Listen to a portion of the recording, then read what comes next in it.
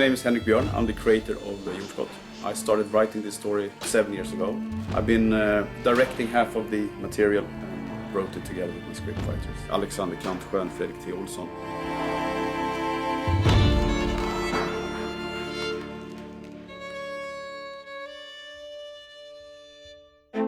Well, I've been working with commercials for many years, and I had a dream, like I think many commercial directors, that I wanted to do something in drama. And as the year went by, I started to understand that nobody would sort of give me these scripts just out of the blue, so I had to do something myself. So I started writing a story that I had in my mind, and it was really enjoyable feeling to just write something without anybody paying for it, or it could be really dark. It was just for myself. And actually in the beginning I didn't know if this was going to be a feature film or a TV series or even a book.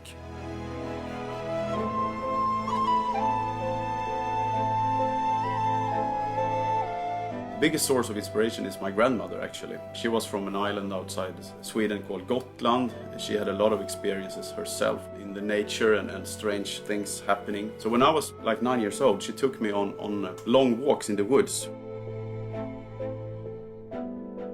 So that started a tradition, and she told me about the forest and the nature and why we have to respect it and why we should go this way today, not that way, because we may be disturbing something there and so on. So of course I know even then that this was fantasy. She didn't scare me, but it was very interesting and intriguing. This has many layers. I mean, the love for your child is one main plot, and it goes for many of the characters, but also human versus nature. And what happens if we push nature too much? Eventually it might strike back, because it has to survive, and also to tell a sort of saga for a grown-up audience.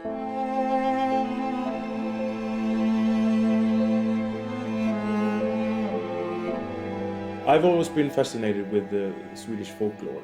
We have such a rich folklore, and I've always been dumbfounded by the fact that we haven't used it that much in movies or TV shows. So that was the main thing that attracted me at first when Henrik Björn pitched that idea, because I was like, yeah, okay, now we have the chance to really take it out in the open again. Oh my god, vad fan är det där? And also the basic premise of what are you willing to sacrifice to save the thing that you love the most. I'm really fascinated with what drives people to do seemingly evil acts from some point of moral goodness. Eva Thörnblad is an emotional, scarred and flawed person. She lost her daughter 7 years ago, and that changed her life forever, and she has never been able to let her go. She's always been convinced that she didn't drown. Something happened to her, someone took her. Josefin! And now another kid goes missing in the same area of Sweden. So she goes there quite certain that it must be the same perpetrator. And this is, the starting point of this series, but this is not where we will end up. We wanted to make a story of someone who knows exactly as much as we do about the forest, which is there isn't anything in the forest. So when we started out, no supernatural sort of crime story. I would say it's a drama crime noir with a supernatural touch. Early on we were really set on not doing another Swedish crime show. Sure, we have the case of the missing children as a platform, but it's not really what the show is about. There's so many crime stories out there, and quite often look about the same basic plots. We didn't want to do anything of that. This is something else, and that's one of the things that I think captivated the audience as well, because you can't really expect what will be the next scene or what will be the end of this scene. Hallå! When you work with characters for as long as we have, you start to love them all in different ways. But I have a close relationship to the character Esmeralda.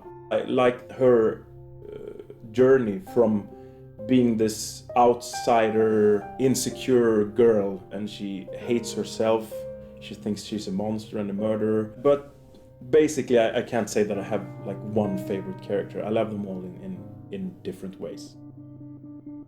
I'm very proud of the main cast, like Moa Gammel, who plays Eva Thörnblad, who has this extreme talent of emotions.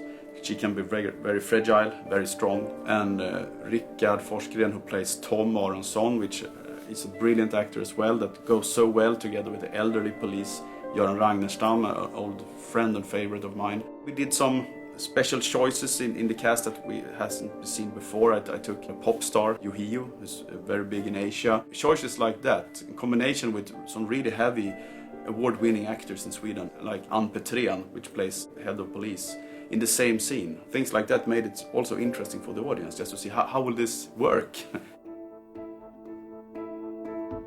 Silverhöjd is basically a small town somewhere up north in Sweden. It's a dying town because the main workplace for almost everybody who lives in town is the sawmill. There's been many layoffs and stuff like that, and since it's been so isolated from the rest of the country, so to speak, they have this small town community sense, and also the superstition lives within the town, because the forest in Silverhöjd has always been like a sanctuary for the others, so to speak. We have created a universe during these years with backstories and details which is quite unique for Swedish drama. We shot everything on location, nothing in studio, just to have this, real feel to it. And I know ancestors for every character almost, that some of them go hundreds of years back. So that was also an instrument for me when I directed the actors. So it is a huge universe that we have built, and I think that I have got feedback from the audience that they still find it realistic, because it's not done in a fake way. It's done with a lot of love for filmmaking and film. We don't have any more time or budget than any other TV series, but we really pushed everything in front of the camera to be seen, So many people here in Sweden who have seen it has been stunned by the visual, and that's because we brought this attention to detail into it. So.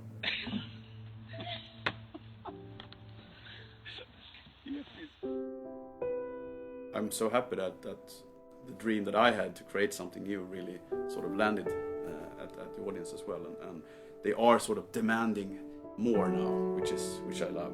When you sink your teeth into a project like this and really work with it for so many years, of course we have a grander plan. It doesn't end after 10 episodes, and for me it's just in the beginning of a really cool journey with the Jordskott universe and all these characters. We have a really strong idea what we want with the next season and the following story, and it has a lot of potential to be developed in many interesting ways in the future. So for me it's important not to rush it. It's not a priority to do it quick, it's a priority to do it good.